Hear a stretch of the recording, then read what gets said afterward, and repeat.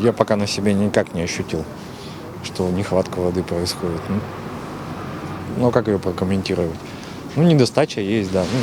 Ну, я не думаю, что это настолько критично пока, на данный момент.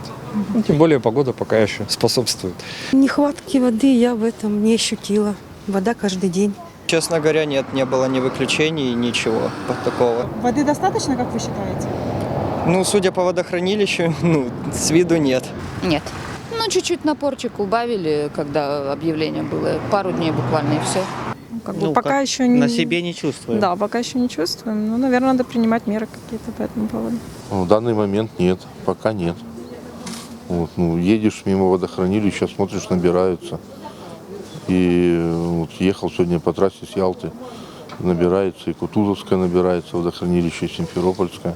Ну дай бог, чтобы мы не страдали этим. Я абсолютно себя не ощутил.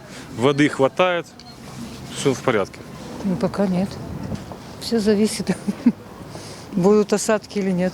Мало воды, отключают постоянно.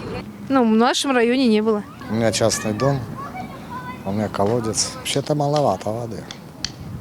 Даже вот у меня, если в летний сезон, то приходится так по чуть-чуть брать водичку. Не хватает ее тоже. Не хватает, я знаю, да. Я просто на квартире, мы здесь живем, у нас как бы там нормально вроде с водой все. Вот, ну вроде же сказали, что прошел. За счет того, что дожди пошли, они же перенесли период того, что людям всем объявили, какой намечается кризис с водой. Ну и синоптики обещают, что дождь будет. Нет, нехватку воды не ощутили, но стараемся ее беречь.